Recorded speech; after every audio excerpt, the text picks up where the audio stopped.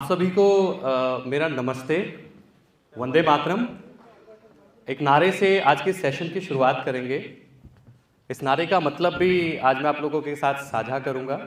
सामने जो लोगो आपको दिखाई दे रहा है इसके बारे में भी बताऊंगा, अपने बारे में भी बताऊंगा और इस पूरे सेशन का सार क्या होने वाला है, आप लोगों को क्या मिलने वाला है, उसके बारे में भी मैं चर्चा करूंगा।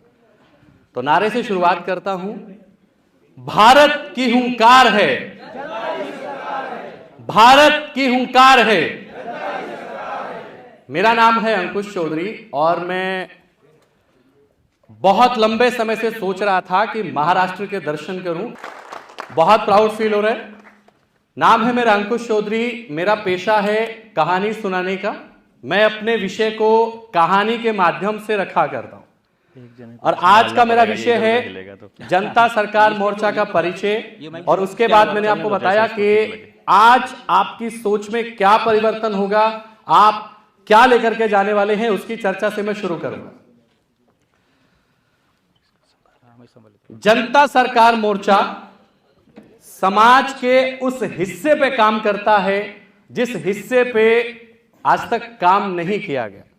अपनी बात को आगे बढ़ाने से पहले मैं एक बात कहना चाहूंगा कि मैं जितना परिचय जनता सरकार मोर्चा का देना चाहूं, मेरे शब्द कम पड़ जाएंगे। या यूं समझ लीजिए कि जनता सरकार मोर्चा का परिचय मेरे से 1% से ज्यादा दिया नहीं जाएगा, क्योंकि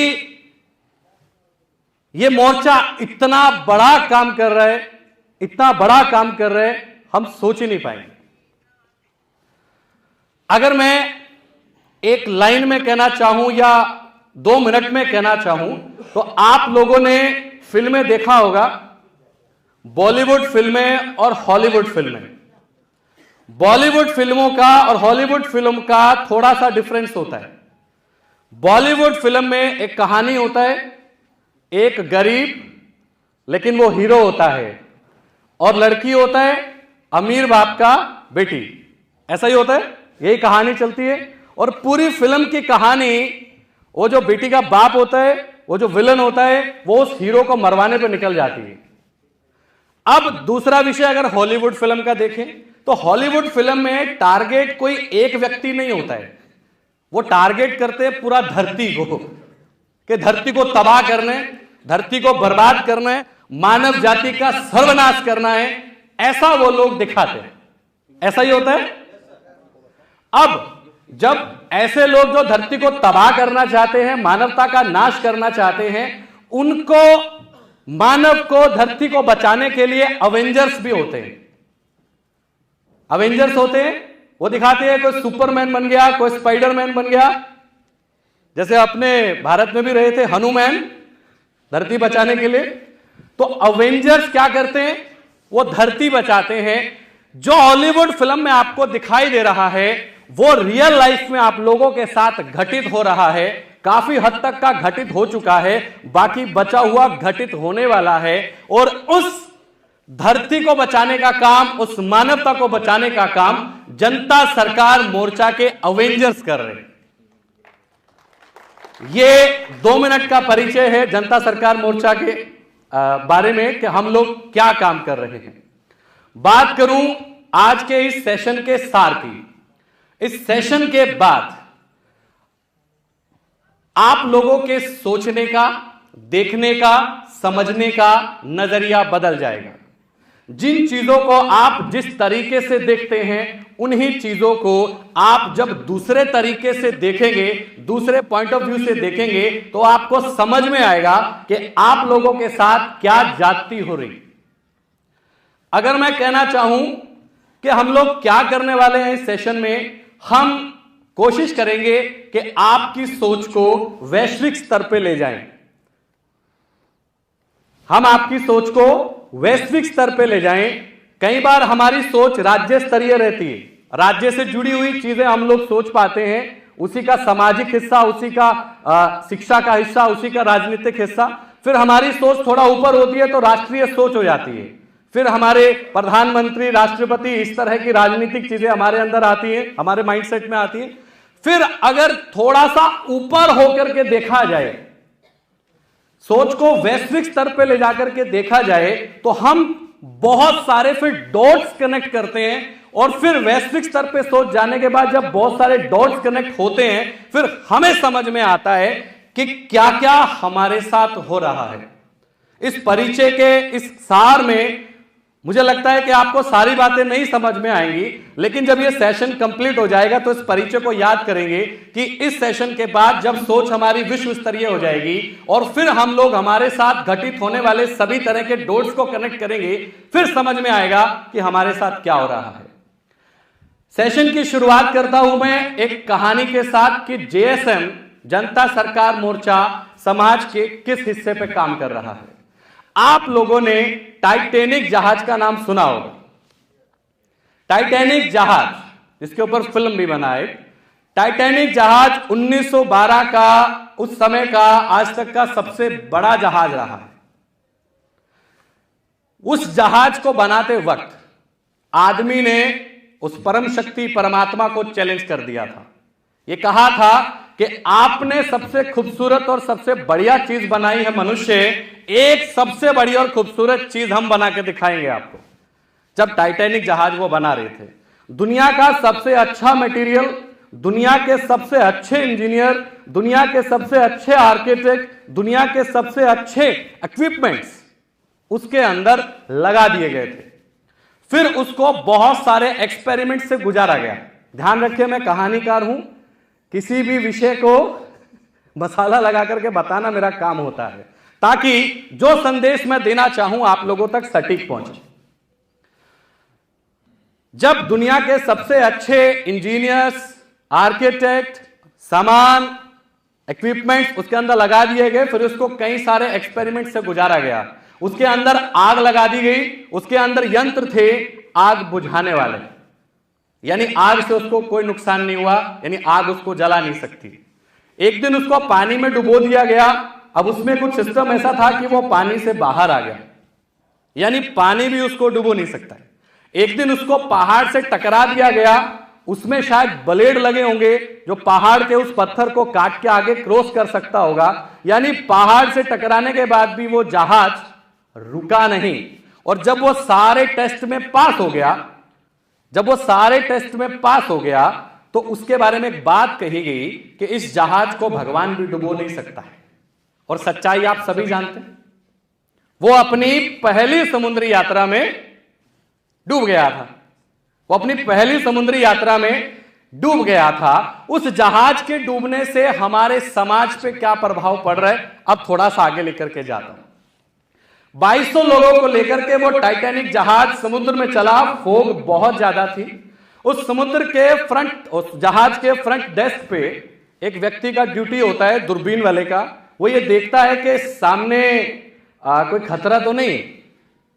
वो जब खतरा सामने देखता है तो फिर वो कैप्टन को बोलता है कि आगे खतरा है। जब तक खतरा नहीं होता है तो वो बोलता रहता है कि चलने दो, कोई दिक्कत नहीं है जहाज।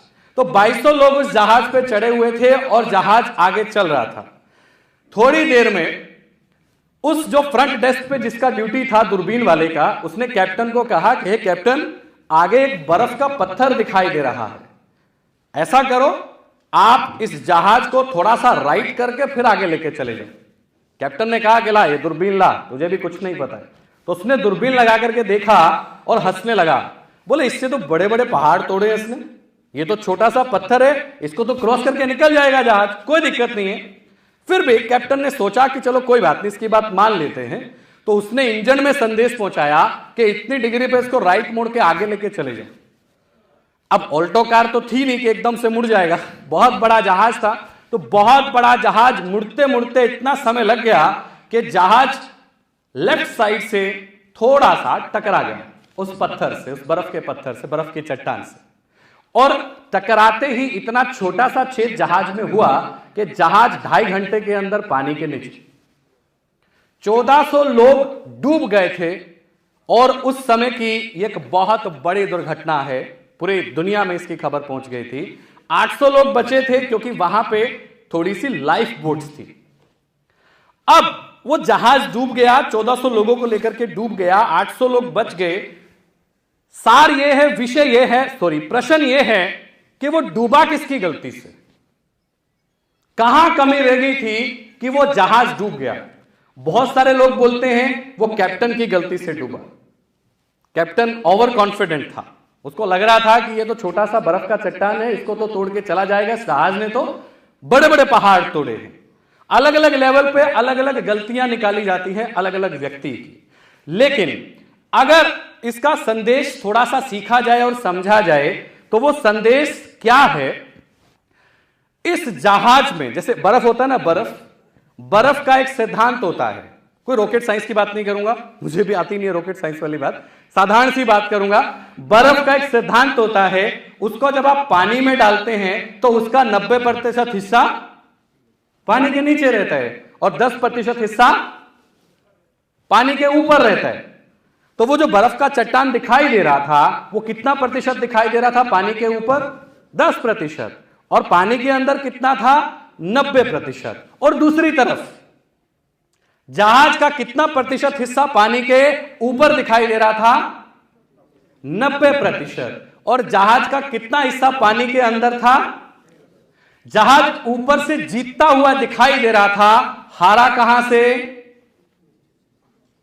जहाज ऊपर से जीतता हुआ दिखाई दे रहा था, हारा कहां से? अंदर से। हमारे समाज की भी यही कहानी है, आपको ऊपर से जीतता हुआ दिखाई दिया जाता है, हारते कहां से हैं? अंदर से।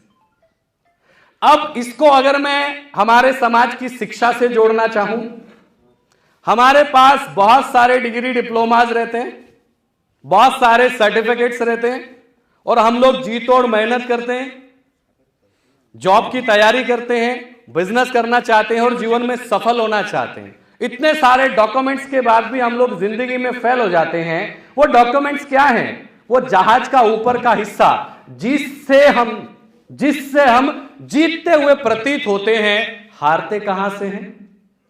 अंदर से। हारते कहां से हैं? अंदर से। एक लड़का जो अपनी क्लास का टॉपर रहा, हर क्लास में, ब्लॉक लेवल पे भी डिस्ट्रिक्ट लेवल पे भी वो हर बार अलग अलग क्लास में टॉपर रहा, उसके जिंदगी के अंदर एक छोटा सा झटका आया, लाइफ में छोटी सी प्रॉब्लम आई और उसने ऑन द स्पॉट सुसाइड कर लिया। मैथ में तो टॉपर था वो, साइंस में भी टॉपर था, अलग अलग सब्जेक्ट्स में टॉपर था। काश उसको कोई पेशेंस की क्लास दे देता, काश उसको कोई यह बता देता कि जिंदगी का सबसे इंपॉर्टेंट चीज है इस प्रश्न का पहला शब्द जिंदगी। जिंदगी का सबसे इंपॉर्टेंट चीज है, इस जिंदगी का सबसे इंपॉर्टेंट चीज है इस प्रश्न का सबसे पहला शब्द क्या? जिंदगी। काश उसको कोई यह बता देता, जिसको मैं इस तरीके से बोलता हूं कि आपका बेटा अगर मैथ में फेल हो जाता है तो मरेगा नहीं, पेशेंस में फेल हो जाता है तो मरेगा। अब पेशेंस का कोई सिलेबस अपने को बता ही नहीं रहा है, अपने को दूसरे सिलेबस अपने को पढ़ाए जा रहे हैं, पेशेंस का सिलेबस अपने पास नहीं है। दूसरी तरफ हम लोग बोलते हैं कि हमारे देश में करप्शन ज्यादा है और करप्शन खत्म करना है। बिना ईमानदारी सिखाए हम करप्शन खत्म ही नहीं कर सकते हैं। सिंपल सा लॉजिक है, बिना ईमानदारी सिखाए हम लोग करप्शन खत्म कर ही नहीं सकते हैं। तो ईमानदारी सिखाने का सिलेबस कहां है? बिना देशभक्ति सिखाए देशद्रोह को खत्म ही नहीं कर सकते हैं। तो देशभक्ति सिखाने का कॉन्सेप्ट क्लास कौन सा है? रिश्तों का महत्व सिखाने का कौन सा है? तो उस हिस्से पे जो अनछुआ है, जिस वजह से हमारा समाज शिक्षा के विषय में पिछड़ रहा है, उस अंदर वाले हिस्से पे, जिस हिस्से से हम हार जाते हैं, उसके ऊपर काम करता है जेएसएम। इसको अगर सामाजिक रूप से लेना चाहें, एक छोटा सा बड़े भाई साहब मैं आपका टॉपिक चुरा रहा हूं आपको इस सेशन में जहाज का वो अंदर का हिस्सा दिखाने की कोशिश की जा रही है और पूरे सेशन में वो हिस्सा दिखाने का प्रयास किया जाएगा जिस हिस्से को हम लोग देख नहीं पाते। उदाहरण के लिए मैं एक कार्ड का एग्जांपल लेना चाहता हूं जिसका नाम है आधार कार्ड। आधार कार्ड के बहुत सारे फायदे हैं। कोई मुझे बता पाएगा कि क्या क्या फायदा है? आधार कार्ड के बहुत सारे फायदे हैं। आधार कार्ड से आपको राशन मिलता है, आधार कार्ड से आपका रिचार्ज भी होता है, आपको फोन भी मिलता है, आपको लोन भी मिलता है ना। आधार कार्ड से आपकी सारी सुविधाएं चलती हैं।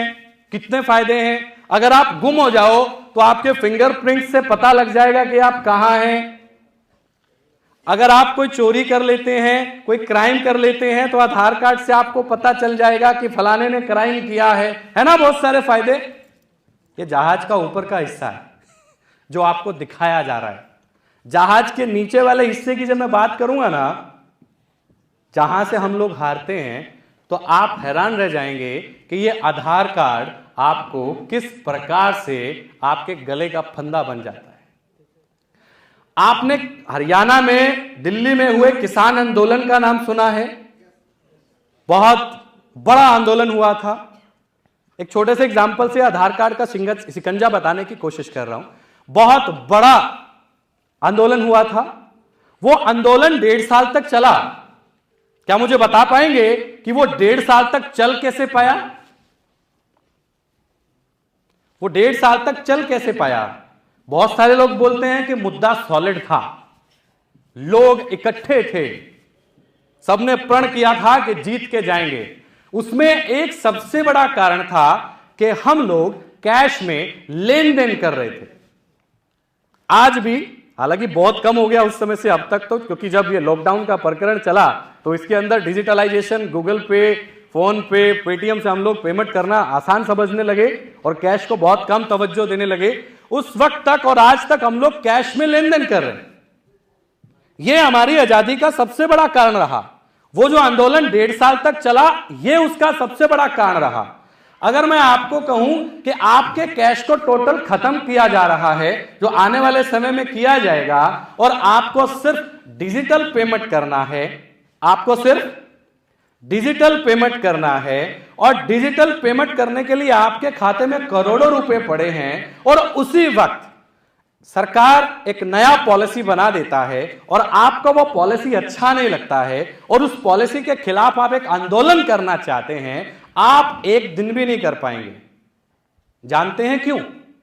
क्योंकि जहां आप आंदोलन करने के लिए जाएंगे वहां पे आपकी लोकेशन को ट्रेस करके आपके नंबर पकड़ लिए जाएंगे, और नंबर किस आधार कार्ड से अटैच्ड है वो आधार कार्ड पकड़ लिया जाएगा। और आधार कार्ड का एक नंबर डीएक्टिवेट करने से सबसे पहले तो आपका फोन बंद हो जाएगा, दूसरा आपका खाता बंद हो जाएगा और आपके पास खाने के लिए उस वक्त तक कुछ भी नहीं बचेगा। कैश तो है ही नहीं, सारा पैसा खाते में पड़ा है। और क्या होगा फिर? आपको मजबूरन उस पॉलिसी को मानना पड़ेगा।